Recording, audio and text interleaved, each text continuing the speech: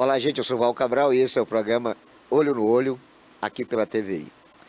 Olha, o mundo inteiro está apreensivo com a iminência de uma guerra que, com certeza absoluta, já está trazendo consequências ainda na sua fase inicial.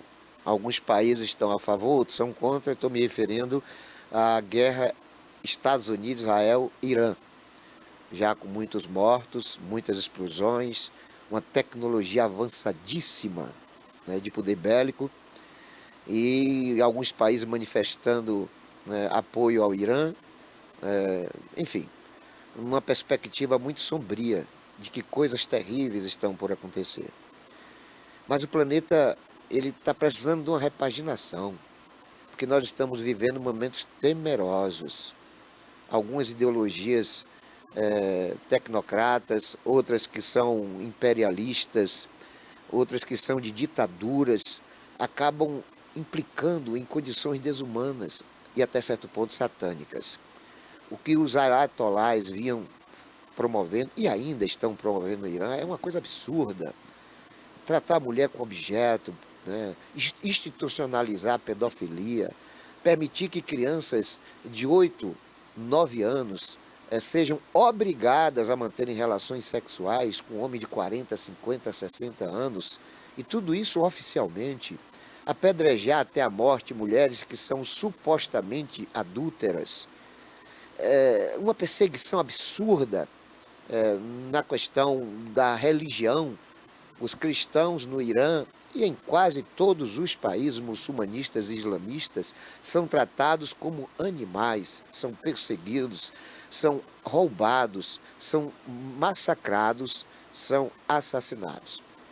Então o que está ainda acontecendo no Irã é motivo mais do que suficiente para que haja uma intervenção.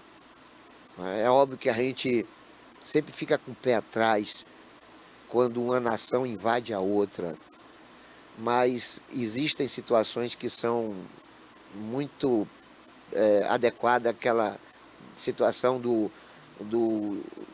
dos meios, ou dos fins justificarem os meios, né? Porque o que está acontecendo no Irã é uma coisa absurda, como o que estava acontecendo na Venezuela também. A princípio também nós somos desfavoráveis a essa ideia de uma nação invadir a outra e sequestrar seu presidente. Aconteceu isso na Venezuela. Mas o que estava e talvez também permaneça acontecendo na Venezuela também era uma coisa muito absurda. Pessoas sendo perseguidas, enfim, uma prática diabólica de prejudicar a população. Então, embora eu não seja muito simpático a Donald Trump, eu quero dizer que fiquei muito, mas muito simpático às intervenções que ele está promovendo, tanto no México quanto no Irã. Agora, se você pegar tudo o que aconteceu e está acontecendo no México, na Venezuela e no Irã, isso é fichinha, isso é a gota d'água para o que está acontecendo na Coreia do Norte. É um absurdo o que Jong-un, que é o imperador de uma dinastia, está fazendo naquele país. Só para você ter ideia, são mais de 200 mil presos lá no país, onde por ano, no mínimo, 2 mil morrem de inanição. Eles matam os presos de fome, eles torturam, eles estupram, eles massacram os presos, mas não estou me referindo a presos terroristas, não estou me referindo a presos que estupraram, que praticaram latrocínio, que são pedófilos, que são estupradores. Não, são presos por questões religiosas. Lá eles aprisionam toda uma família, porque um só é cristão. Se eles flagrarem alguém, ou se alguém for denunciado por um vizinho, seja por fofoca, seja por despeito, por ter uma Bíblia em casa, e a polícia norte-coreana invadir a residência e flagrar aquela Bíblia, toda a família é aprisionada, toda a família. E a vida vira um inferno. E a grande maioria não consegue mais sair da prisão. São 10, 20, 30 anos de aprisionamento, cada dia uma tortura, um inferno, muitos se suicidam. É uma situação absurda e que foram relatadas por dissidentes. por ex-guardas desses presídios, por pessoas que, mesmo sendo do sistema, não suportaram ver tanta desumanidade. E o mundo sabe disso. Mas John Ping-un permanece imperador da Coreia do Norte e os Estados Unidos não tomaram a providência de tirar aquele maluco, aquele demoníaco, explodir a cabeça dele, matar ele, para que milhões de outras pessoas vivam. Houve uma época na minha vida que eu era radicalmente contra a pena de morte. Hoje já não sou mais. Hoje eu tenho não sei se com amadurecimento, porque a experiência humana dá para nós um aprendizado de vida que nos faz reformular conceitos, readequar às circunstâncias. E aí, discutindo isso com alguns amigos meus da religião, que são contra, eu falei, imagine se em 1939, quando aconteceu a oitava tentativa de assassinato do Adolf Hitler, né, e ele escapou de uma explosão onde morreram mais 4 pessoas, num ambiente que só tinha 12 pessoas, e ele, a partir daí, foi ter problemas em seus neurônios. A partir daí, ele não foi mais o mesmo Hitler, mas permaneceu na perversidade, porque foi a partir de 1939 que ele escancarou o genocídio. Então, se ele tivesse morrido ali, com certeza absoluta, mais de 100 milhões de pessoas seriam poupadas. Mais de 6 milhões de judeus não seriam assassinados. Mais de 20 milhões de alemães não seriam assassinados. Mais de 2 milhões de mulheres alemãs não seriam estupradas. Mais de 10 mil mulheres que foram estupradas não teriam cometido suicídio. Olha só o resultado em função de um assassinato, de uma morte. Então, às vezes, a morte significa a vida para outras pessoas. Por isso que eu mudei meu conceito. E permaneço com esse conceito agora focado na necessidade do planeta Terra, de algum líder, de algum cavaleiro do apocalipse, focar o John Ping-un e matar aquele cara urgentemente e todos os seus asseclas, para que nós tenhamos uma Coreia do Norte democrática e com extermínio não de pessoas, mas de um sistema que está matando muita gente. Nós vamos a um breve intervalo e logo depois a gente vai bater um papo com Vinícius Brum. Ele é ex-prefeito de Boiarema e atualmente ele é secretário no município de Ilhéus e está com a pretensão de nos representar no Congresso Nacional. Nós vamos falar sobre política, nós vamos falar sobre gestão pública, vamos falar um pouco da vida desse jovem, cujo pai, muito amigo, né, Orlando Filho, ex-prefeito de Boiarema, uma figura que eu tenho como irmãozinho. Então vai ser um bate-papo legal e este bate-papo não vai demorar porque é um pelar e um pecar.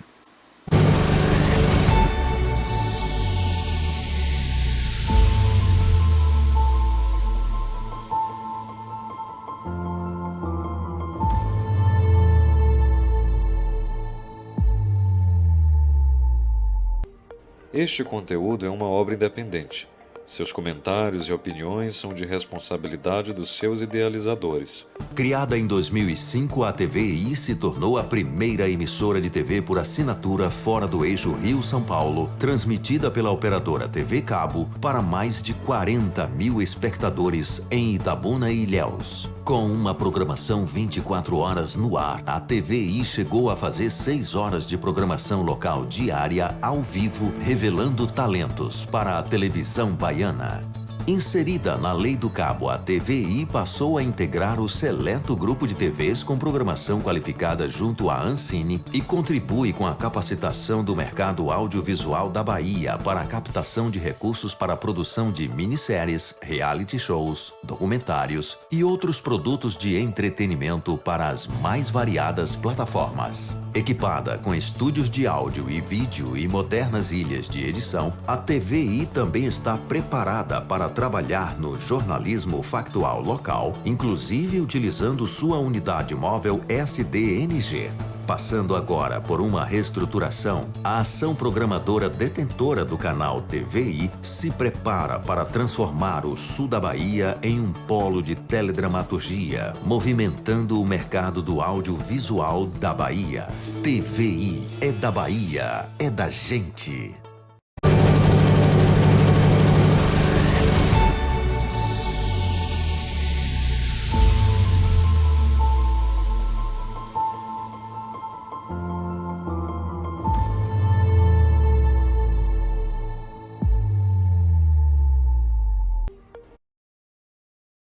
Eleitoral e esse é o programa Olho no Olho, aqui pela TV. Olha, hoje a gente vai bater um papo com Vinícius Ibram.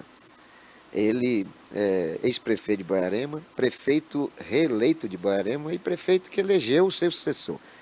Com histórico, né, de repaginar o município, Boiarema é reconhecidamente uma cidade diferente e com duas histórias, antes e depois do Vinícius. Embora o pai, que também foi prefeito, tenha dado um impulsionamento de desenvolvimento muito intenso no município e com a complexidade diferenciada, né? O Vinícius ele foi prefeito em duas gestões, de oposição ao governo estadual, o que implica uma dificuldade muito complexa, porque hoje nós sabemos que ser prefeito sem apoio do governo do estado é muito difícil, né? Mas ele mostrou resultado, né? Mostrou resultado e nesse contexto também tinha uma realidade diferenciada, que foi da política nacional com as chamadas invasões do que era conhecido como índio, ou que era denominado apelidado de índio, enfim, um inferno numa região disputada entre colonos, fazendeiros, índio, Força Nacional, violência, assassinatos, enfim, um histórico terrível e no meio de tudo isso estava um líder, né, apaziguando as partes para que o município não tivesse consequências muito ruins. Consequências que acabaram resultando em mais de 8.000 pessoas da cidade indo para Santa Catarina, sabe? Quer dizer, a maior migração, não conheço proporcionalmente uma história de uma migração tão absurdamente grande quanto a que submeteu-se Boiarema. E tudo em decorrência de problemas circunstanciais, de problemas que estavam ali ocorrendo, tendo Vinícius como prefeito. E aí ele passa por tudo isso, né? Primeiro mandato, com muita dificuldade nesses enfrentamentos, mas ainda assim ele consegue se impor como líder e se reelege. Segundo mandato, mais problemas e em ambos os mandatos, oposição ao governo do estado. Consegue eleger seu sucessor. Entra na vitrine, né, da política estadual. É convidado pelo prefeito de Ilhéus para ser secretário e, segundo o comentário, o secretário mais forte do primeiro escalão de Valderico. E dentro desse contexto ele permanece numa vitrine política e é convidado pelo candidato, né, a governador, o ACM Neto, para ser candidato a deputado federal.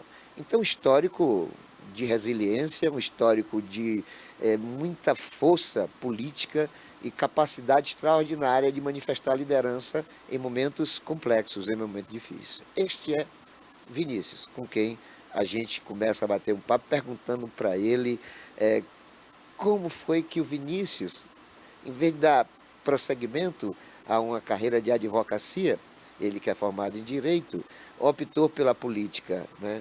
Abandonando tudo e se apaixonando pela política e casando com a política. Essa é a pergunta que a gente faz, saudando o Vinícius com o nosso bom dia. Bom dia, Val. Inicialmente agradecer profundamente ao convite que me foi feito para estar aqui no programa Olho no Olho aqui pela TVI. Alegria imensa estar aqui batendo papo com você e com todos os telespectadores. Dizer que alegria dupla, né? Porque dizem que quem nossa família ama, a gente ama também por tabela, às vezes até sem muita proximidade física, né? Mas você sabe o carinho que meu pai ele tem e esse carinho pode ter certeza que foi passado para mim, né? Não apenas o carinho, mas sobretudo a admiração pelo seu trabalho, pelo profissional que você é e principalmente pela referência que você se tornou em seu meio, né? Então, honrado em estar aqui e dizer que nunca pensei em estar na política, né? Na verdade, colocando o meu nome à disposição, né? Comecei a advogar lá em 2011, sempre participei das campanhas políticas do meu pai Orlando Filho, né? Que foi vereador 2 vezes em Boiarema, aí eu muito jovem, aí não pude ajudá-lo, mas foi prefeito por 2 mandatos também, de 2001 a 2008, aí sim, nas corridas eleitorais eu dedicava um tempinho para ajudá-lo aí naquela organização da campanha, na organização do grupo político, mas nunca tinha ocupado cargo público em prefeitura. Quando foi em 2016, meu pai novamente candidato a retornar à Prefeitura Municipal de Boiarema, houve um problema que na nossa visão não era problema, tanto que o TRE tinha dado a ele ganho de causa lá em 2012, mas ele optou por não concorrer às eleições subjúdice e reuniu com o grupo político e chegaram à definição de que o meu nome seria o nome a sucedê-lo aí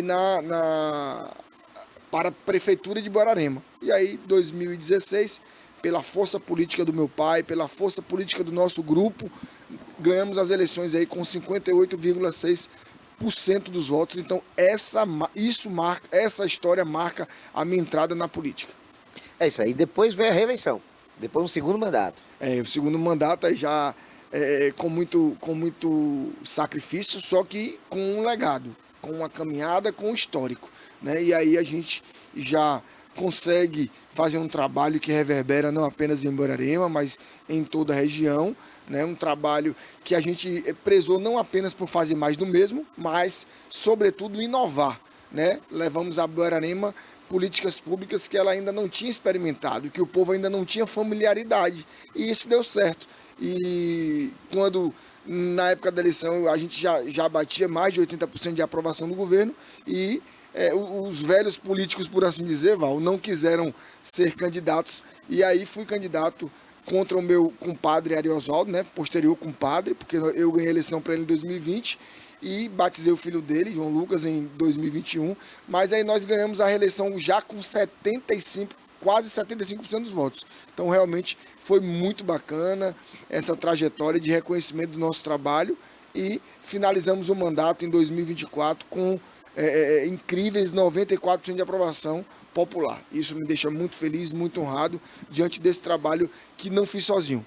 Fiz com toda uma equipe, com servidores públicos concursados e principalmente com o povo do meu lado, porque eu era um prefeito conhecido como prefeito tomate de feira, fácil de encontrar. Então, essa troca com a população, eu acho que respaldou essa aprovação. É isso aí. Mas aí você acabou assumindo a liderança quase que regional, com inserções na MURC, botando Borarema como referência para o mapa de pesquisas, de gestões públicas, e fazendo com que a cidade se transformasse numa trincheira da direita.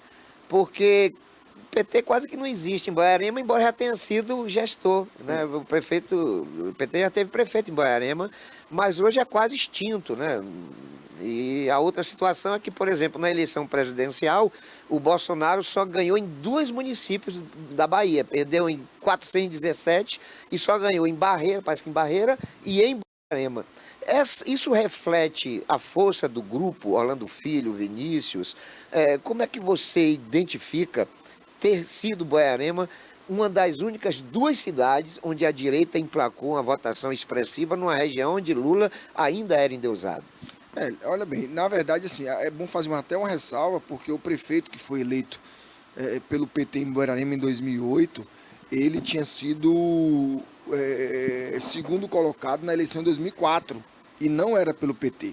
Mas aí tinha aquela febre lá da força de Lula, e aí acabou que ele migrou para o PT, mas o nome forte era o nome dele, na época, né? Tanto que nem está mais em Borarema. Então, assim, o PT, salvo engano, nunca elegeu um vereador em Borarema. Então, realmente não tem uma história de grupo político do PT em nossa cidade. Eu acho que muito por Borarema ter sido esquecida pelo PT. Veja, a gente não vê obras estruturantes em nossa cidade ao longo dos 20 anos aí que o PT governa o estado da Bahia, e ao longo dos 16 anos quase, de 14 anos quase, que o PT governa o país. Então, basicamente, Borarema viveu de repasses federais, mas esses repasses não são bondade de nenhum presidente, de nenhum governador. Esses repasses são constitucionais. Então, todo presidente que estiver lá, todo governador terão que fazer esses repasses. E, basicamente, isso. As obras que nós conseguimos lá na época dos nossos 8 anos de mandato, pelo governo do estado, foram 8 milhões mais ou menos do projeto Bahia Produtiva, que nós ganhamos a editais, Val. Então, obra discricionária do governo do PT que quiseram mandar para Borarema, não. Na minha época, não, né? Agora, mandaram um asfalto lá que liga Borarema ao cemitério, né? Na BR-251, que inclusive já está todo deteriorado praticamente, mas como prova de busca de apoio político por ser ano eleitoral, né? Então, eu acho que a resistência de Borborema pelo PT, além da ideologia, é claro, é importante que se diga, né? O pessoal em Borborema é ajuizado, mas também é muito por conta desse abandono. Borborema realmente passou aí mais de uma década esquecida e sequer ouvida pelos governos do PT, seja a nível federal ou a nível estadual. Além desse histórico, né, nós sabemos que o que você está falando está dentro de uma realidade que não só Borborema sentiu, mas essa coisa ampliou-se para a região. Você acha que foi esse o motivo maior do sistema da direita, né, e da oposição ao PT ter focado em você como um potencial candidato, representando a direita, tanto na política nacional quanto estadual, fazendo com que Borborema tivesse seu primeiro candidato a deputado federal com possibilidade real, né, e competitivo? Você acha que foi esse histórico que botou você no foco, no radar da cúpula de quem decide a política ideológica no sul da Bahia? Veja, durante toda a minha trajetória dos 8 anos de prefeito em Borborema, eu fui um prefeito denominado municipalista. Então eu fiz questão de travar as batalhas junto com a MURC, com a UPB, com a CNM. Então aí você começa a rodar os municípios na região, você começa a rodar a capital do estado, você começa a ir à capital federal, em Brasília, né, nessa luta, buscando melhorias para os municípios, em razão dessa injusta divisão do bolo tributário, que é o Pacto Federativo Nacional, né? Então, além disso, a gente conseguiu ter uma liderança aí entre os colegas prefeitos. Estive presidente da MURC, né, no mandato junto com o ex-prefeito de Itajuípe, Marconi, que inicialmente começou ele, o presidente, depois ele saiu e eu permaneci presidente da MURC. Então, eu acho que essa luta, Val, pelo municipalismo, por pensar fora da caixinha, fora dos limites ali do município, fez com que o nosso grupo político a nível estadual entendesse que o nosso nome figura como um nome leve e aceitável pela região, até também porque a gente pode entrar nos outros municípios aqui do sul da Bahia e até mesmo da Bahia com um histórico, com um currículo de um serviço prestado em nossa cidade. Então, apostar em nosso projeto não é apostar apenas num jovem candidato, num jovem pré-candidato a deputado federal que tem um sonho, que tem uma ideologia, mas também, principalmente, em um jovem pré-candidato a deputado federal de direita, né, que tem uma bagagem, que tem um histórico e que é possível acreditar que esse histórico e que esse legado também possa ser construído lá no Congresso Nacional, mais especificamente na Câmara Federal. Até porque a gente está vendo aí um definhamento da nossa região sul da Bahia, que tem quase ou mais de 600 mil votos e não tem uma voz lá em Brasília para dizer: eu sou deputado federal que represento a Bahia inteira, que luto pela melhoria do país, mas que tem uma identidade política, que sei as dores, que sei as necessidades e que vivo no sul da Bahia. Então isso não é uma realidade hoje. Então essa é justamente a nossa proposta e acredito que foi isso que a Semineto enxergou e conseguiu enxergar quando fez o convite para que a gente pudesse estar encarando esse desafio aqui de levar a voz do sul da Bahia para Brasília. Nós vamos falar um pouquinho sobre política e sobre sua candidatura no segundo momento, mas eu quero me ater mais à questão da gestão, cujo desfecho foi muito, muito bom, né? Eu quero continuar nesse assunto, porque a gente vê muitos prefeitos batendo na cabeça, muitos prefeitos com dificuldades enormes de gestão. Quais foram as suas maiores dificuldades? Você pegou um município pequeno, né, de oposição ao governo, com demandas que eram sempre atrasadas, eram coisas que eram para ser já realizadas, mas que estavam ali sendo cobradas pela população. Quais foram os seus maiores obstáculos no início da gestão? O maior obstáculo, sem pestanejar, eu falo, mudar cultura. Mudar cultura numa cidade pequena, onde todo mundo se conhece, onde o prefeito está exposto ali, até porque eu tenho uma característica parecida com a do meu pai, que é de abrir as portas da minha casa para a população. Então era muito fácil me ver, não apenas na minha casa, mas na prefeitura e principalmente nas ruas da cidade, porque eu caminhava Val, pelas obras, então era muito fácil me ver. E aí eu tinha esse debate com a população, porque a população estava meio que acostumada com uma gestão mais assistencialista, aquela que dá combustível, aquela que não toma as medidas de austeridade que são necessárias para que o município ganhe saúde financeira e possa fazer um trabalho, possa desempenhar as políticas públicas necessárias à melhoria da qualidade de vida da população. Então, o grande desafio foi mudar a cultura. Nesse sentido, a gente começa a fazer uma gestão inovadora, a gente começa a ganhar fôlego orçamentário, né, com essa mudança de cultura, praticando economicidade, né? Uma clara demonstração disso é que o meu antecessor gastava, na época, 120, mais de 100 mil reais de combustível mês, e eu já baixei drasticamente para 50 e pouco, 60 mil. Isso só em um segmento, fora nos outros segmentos que a gente vai ter na austeridade, e aí fizemos uma robusta economia, Val, e conseguimos trabalhar com folga orçamentária, com estratégia e com eficiência, né? Ouvindo a população, fazendo pesquisas qualitativas para entender qual era a necessidade da população em cada localidade, em cada comunidade, e aí nós começamos a devolver uma coisa que Borborema já não experimentava há muito tempo: obras com recurso próprio. E esse foi o diferencial que nós tivemos para poder driblar a perseguição do governo do estado, que insistia em não abrir as portas para a gente e que insistia em abandonar o nosso povo. Mas graças a Deus o nosso povo entendeu isso logo depois de 1 ano e meio de gestão, e com os resultados a gente conseguiu vencer essa mudança de cultura em nossa cidade. Quando você fala que somente no combustível conseguiu fazer uma redução de metade do que havia sido costumeiramente sendo praticado, você teria no final do ano aí mais de 600 mil reais. E aí você somando a outras reequações de contabilidade, é claro que sobrava dinheiro para fazer essas obras. Foi dinheiro suficiente para fazer o que você quis que fosse feito, ou o dinheiro foi insuficiente por conta deste fato, você precisar de um segundo mandato para concluir obra ou iniciar obras que outras gestões pudessem fazer a conclusão? Olha, na verdade, infelizmente, por conta do Pacto Federativo, eu gosto de fazer a continha, porque assim, fica mais fácil para o telespectador, para o eleitor, vislumbrar como funciona o nosso país de faz de conta.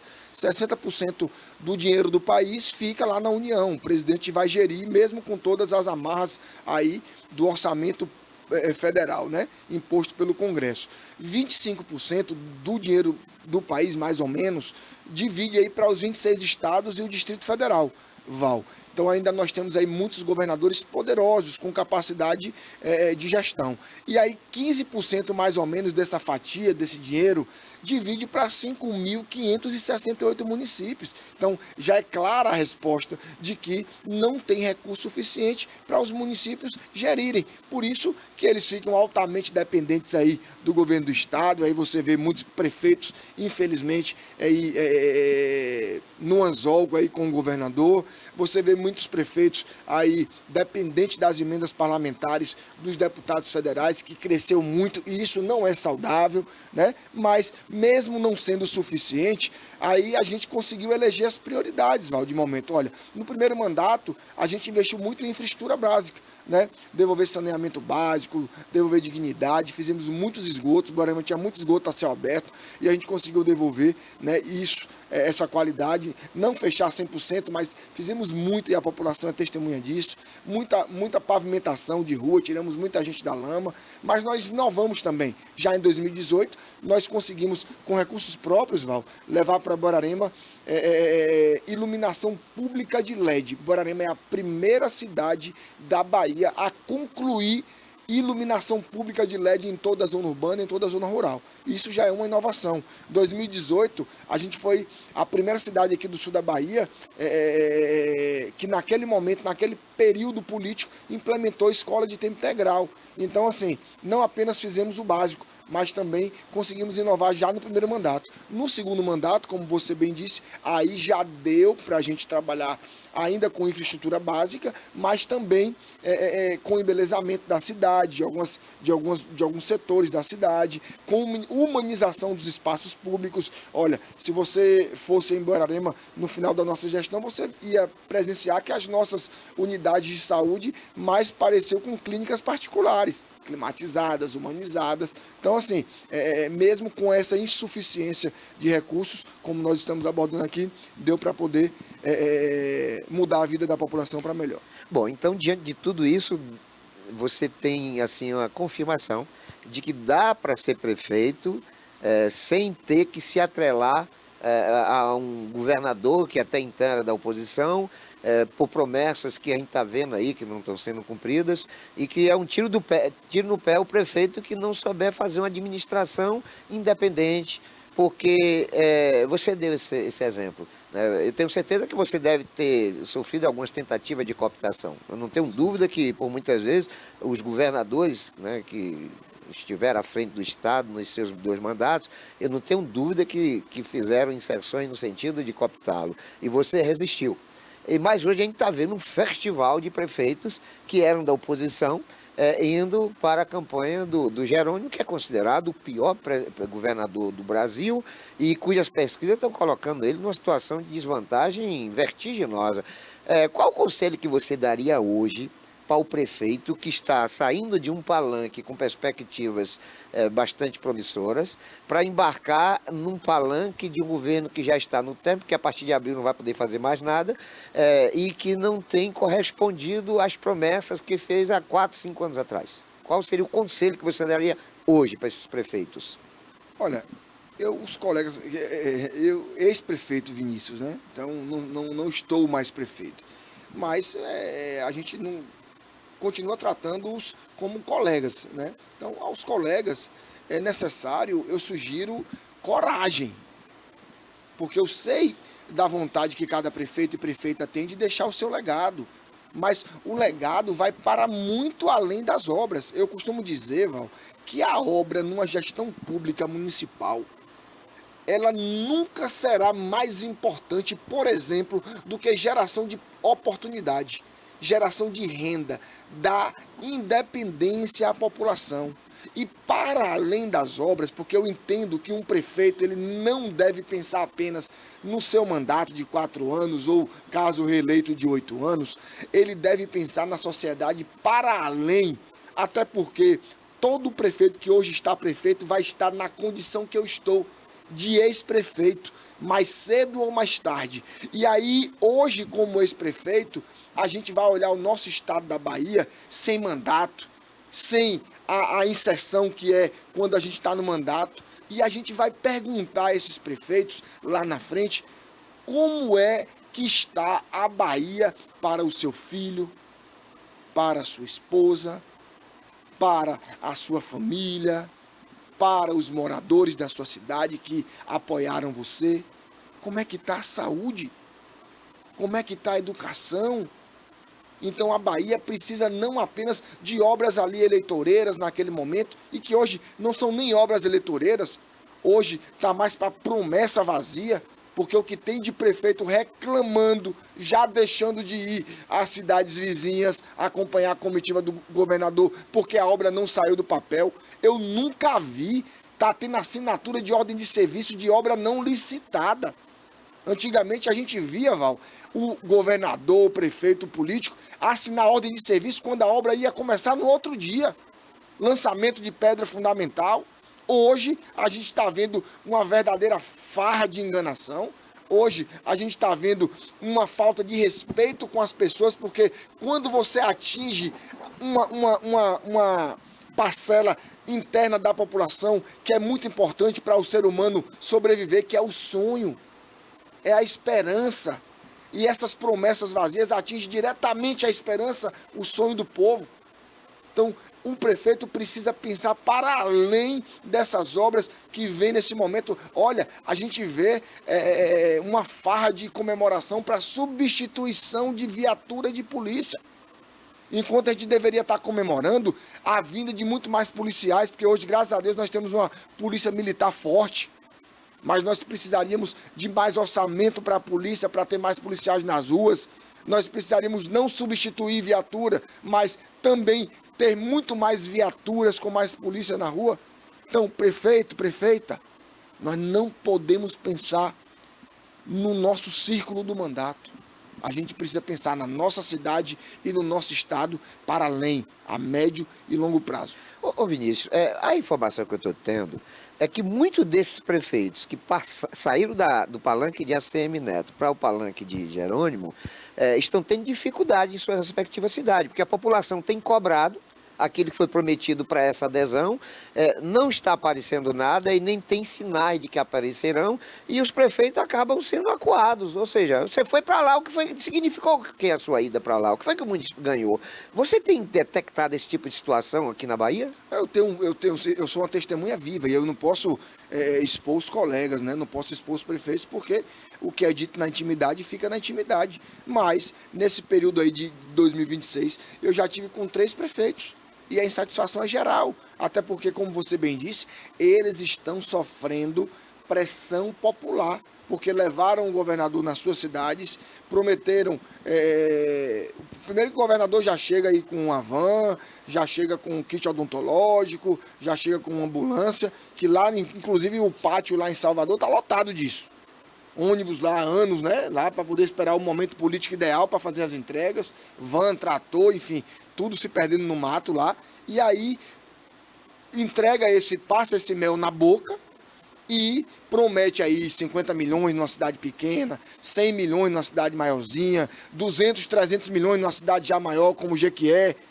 E vai embora, o compromisso ficou lá na cidade, o prefeito está sendo cobrado pela população, e o governador não devolve essas obras. E aí, como é que ficam os prefeitos? Então, tem muito prefeito pensando 2 vezes agora, Val, em levar o governador para sua cidade. Porque está vendo os colegas ali reclamando de que o governo prometeu, o governador prometeu quando foi na cidade, não saiu nem 5%, nem 10%. Vou fazer um testemunho breve aqui. Há uns 3 meses atrás, o governador Jerônimo Rodrigues esteve em Barro Preto. E eu fui lá fazer uma cobertura jornalística e eu percebi um detalhe. A cidade tem 5 mil e poucos habitantes, quase 6 mil habitantes. Não tinham 800 pessoas na recepção.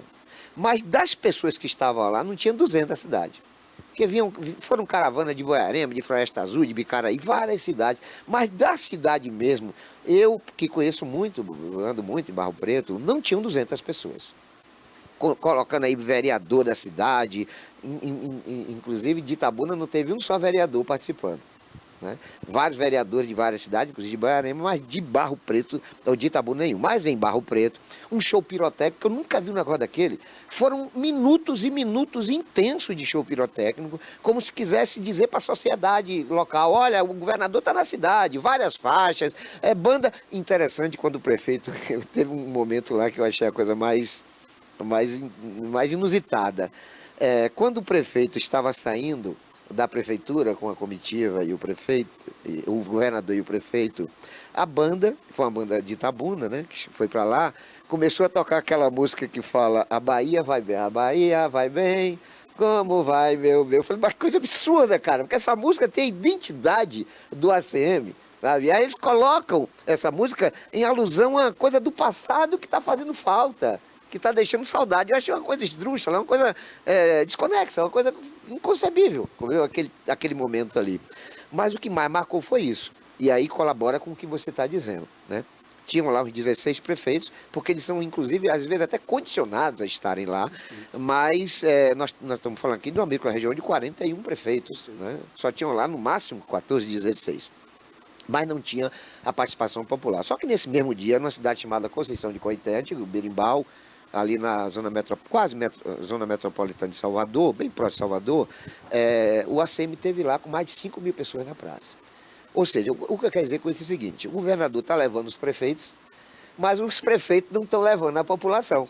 Eu estou equivocado ou você está sentindo essa realidade? Não, veja em Quaraci, quando o governador esteve em Quaraci, andando pelas ruas, não foi abordado pela população, né? E o evento interno, não gostei da quantidade de pessoas, embora eu não tenho que gostar de nada, né? Mas, veja, hoje já não está indo mais essa quantidade de prefeitos, hoje já não está indo mais essa quantidade de vereadores. Por quê? Porque o pessoal está vendo que o tempo está passando. Veja, em pleno carnaval de Salvador, onde, infelizmente, não tem infelizmente ou felizmente, não sei, não tem uma imagem boa, calorosa do público com o governador lá em Salvador, eu acho que deve ter ficado constrangido e veio para o interior. Veio para Maraú e veio para Uruçuca. Gente, eu vi os vídeos. Colegas seus da imprensa me mandou o vídeo. Vinícius, olha que catástrofe.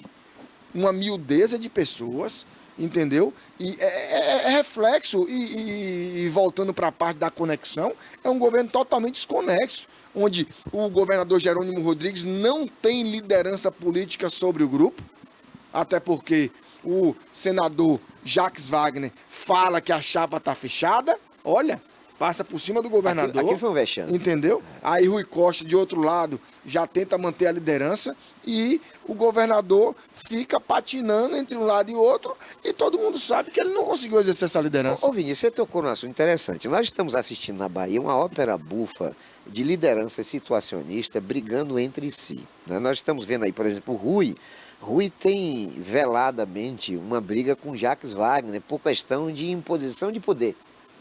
O Rui quer se estabelecer como um poder maior na Bahia, o Wagner, que já foi, não quer perder esse pódio, e no meio dos dois tem o Jerônimo como bobo da corte, né?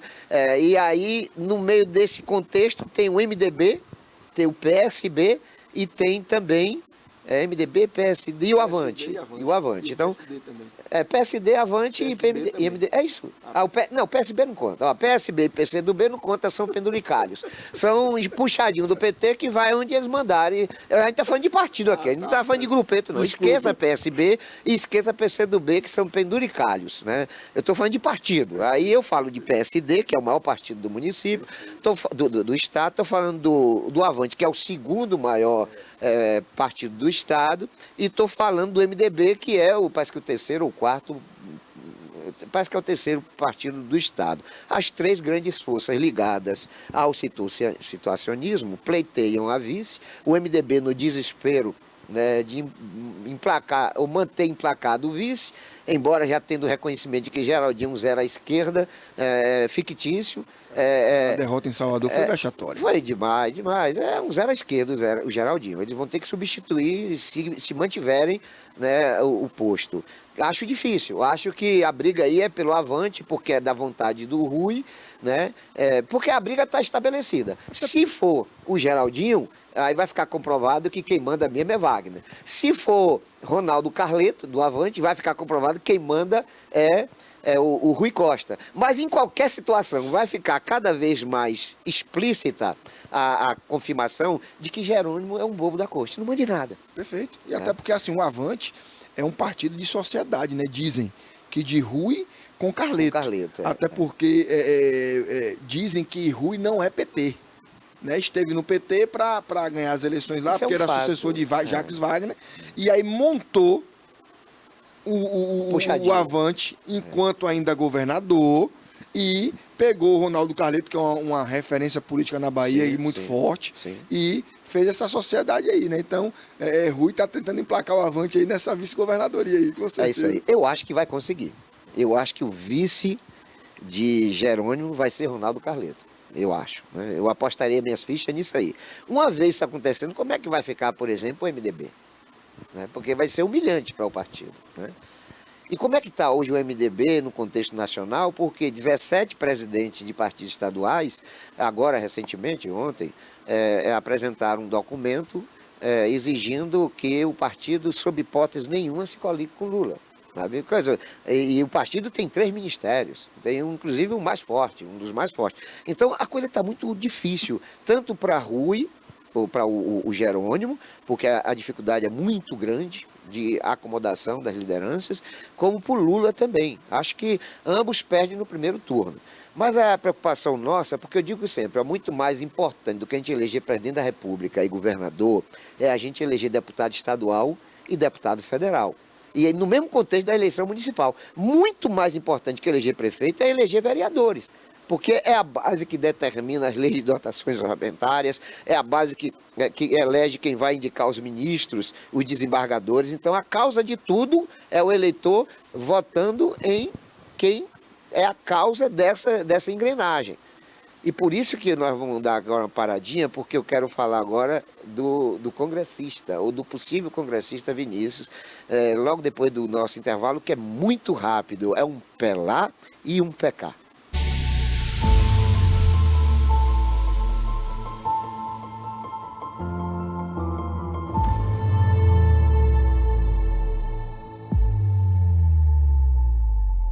Criada em 2005, a TVI se tornou a primeira emissora de TV por assinatura fora do eixo Rio-São Paulo, transmitida pela operadora TV Cabo para mais de 40 mil espectadores em Itabuna e Ilhéus. Com uma programação 24 horas no ar, a TVI chegou a fazer 6 horas de programação local diária ao vivo, revelando talentos para a televisão baiana.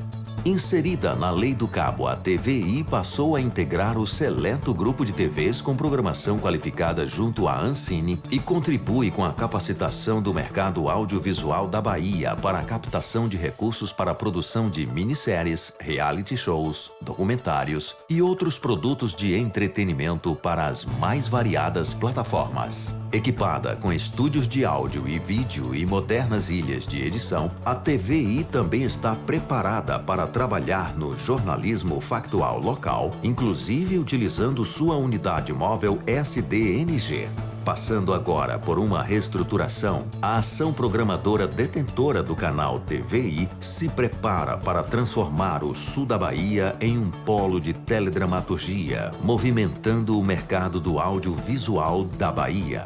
TVI é da Bahia, é da gente.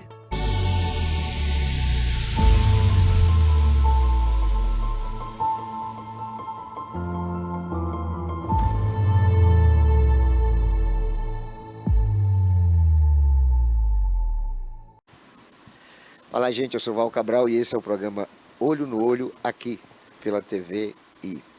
Bom, o Vinícius, ele é pré-candidato a deputado federal.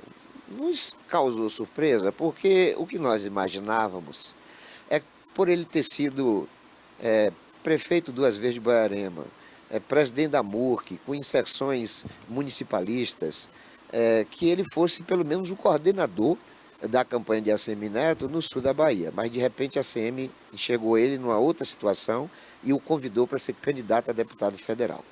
E a pergunta é, a empreitada é muito difícil, Vinícius? Dá para chegar lá? Você está indo mais para tapar um buraco, para ajudar outros a serem eleitos? Como é que está hoje a situação de uma pré-candidatura ou de uma pretensão de Boiarema eleger o seu primeiro deputado federal através da região do Cacau? Olha, Val, a empreitada é muito difícil. Ninguém se iluda que ganhar qualquer eleição jamais será fácil, né? Embora nós fomos reeleitos em Boiarema com 75% dos votos. Mas eu costumo dizer que, da mesma forma que o jovem de 30 anos que assumiu uma prefeitura de um município conseguiu dar conta, mesmo diante de todas as dúvidas, a sua dúvida é pertinente. Mas eu digo com toda a categoria, é difícil, mas é possível. É possível porque nós temos uma região já com muitos eleitores, como eu posso dizer, conscientizados, né? A gente tem uma margem muito grande aqui do eleitor que vota por consciência, por convicção, né? A gente sabe as fragilidades do nosso sistema político nacional e na Bahia não é diferente. A gente sabe como é desafiador lidar com lideranças políticas, né? Mas a gente tem conversado, a gente tem andado aí por várias cidades. Como você falou aqui, na Bahia no sul da Bahia são 41 municípios. Justamente o número de municípios que nós mapeamos aqui para iniciar essa nossa jornada quando nós decidimos lá atrás aceitar o convite de ACM Neto para sermos pré-candidato a deputado federal. E nós estamos dialogando nesses municípios.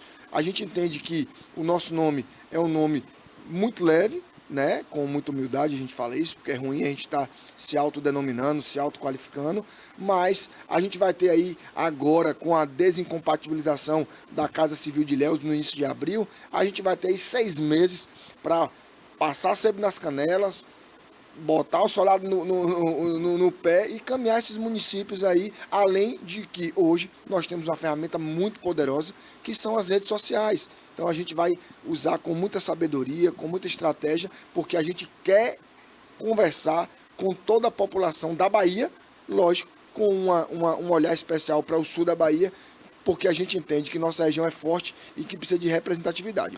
Eu reconheço que não houve aqui na região um prefeito que melhor usou as redes sociais do que Vinícius. Isso é um fato. E era uma coisa muito direta.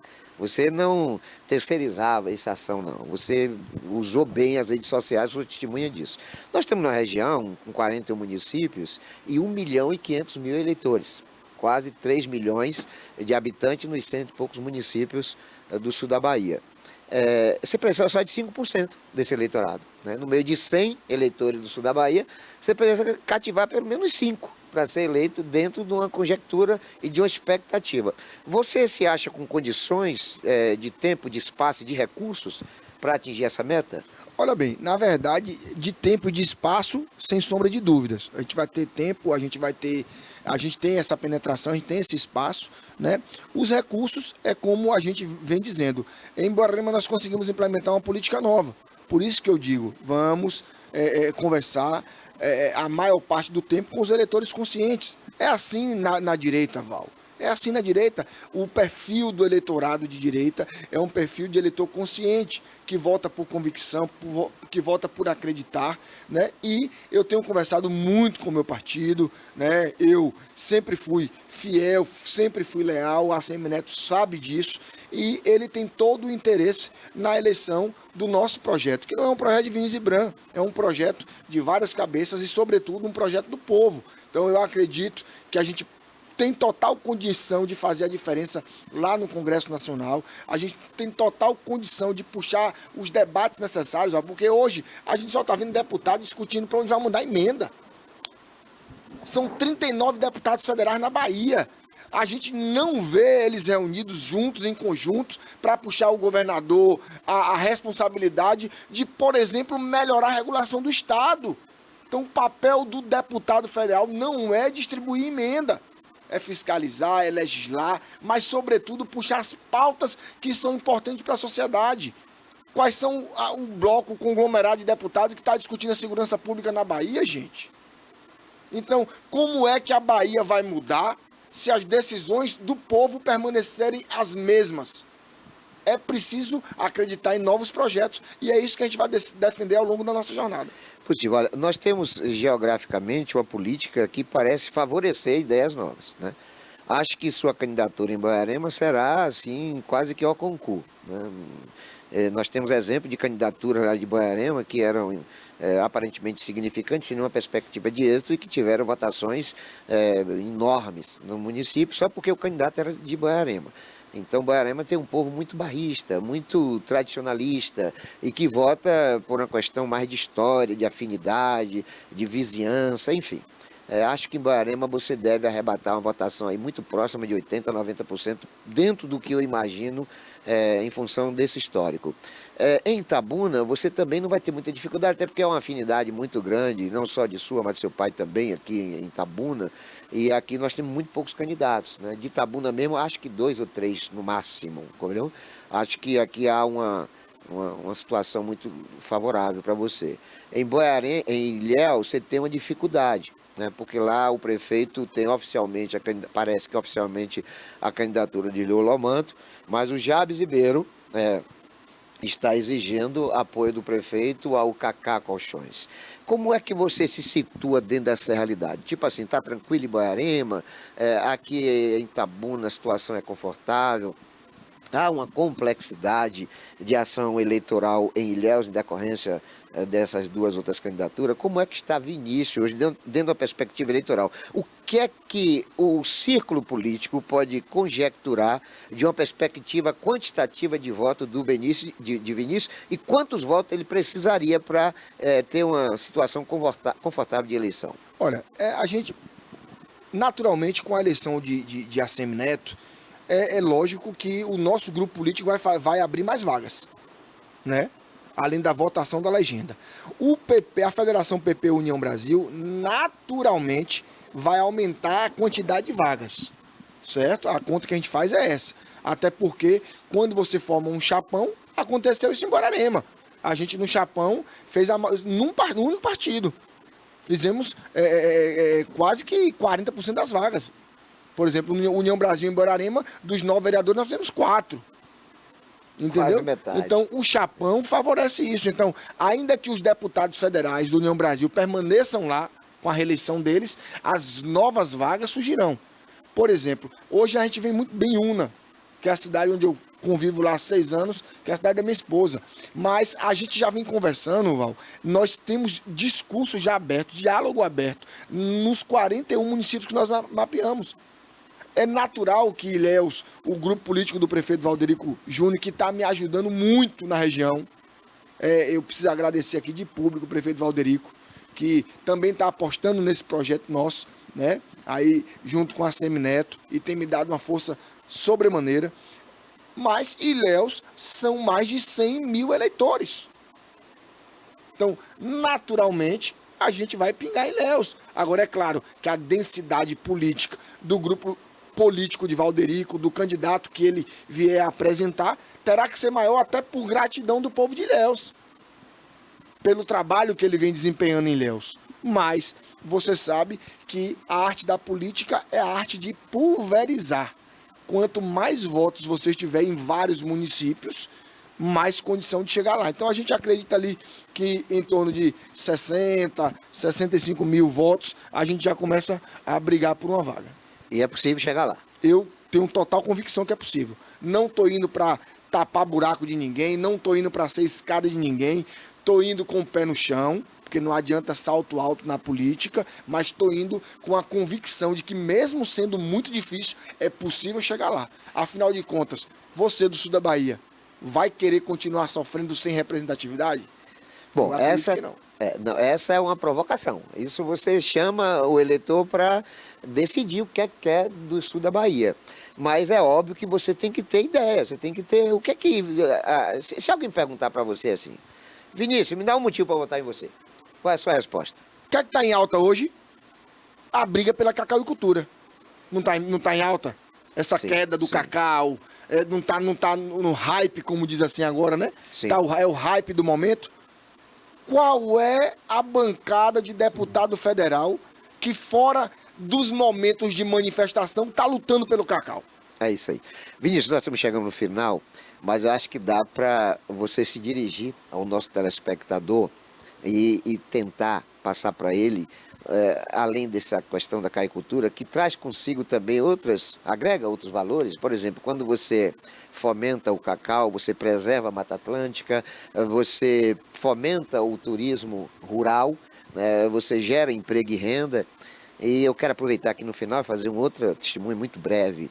Gramado é uma cidade que é um pouco maior do que Borarema. Vem de história. Mas é a capital nacional do cacau sem produzir, de chocolate sem produzir cacau. E nós temos que reverter essa situação. Essa estaria entre as suas propostas, e além dessas, você tem 1 minuto para dizer para os nossos telespectadores o que efetivamente pode significar Vinícius eleito deputado federal pelo sul da Bahia. Infeliz do político que chega com a receita pronta. Sentamos essa semana com uma turma que pensa o cacau.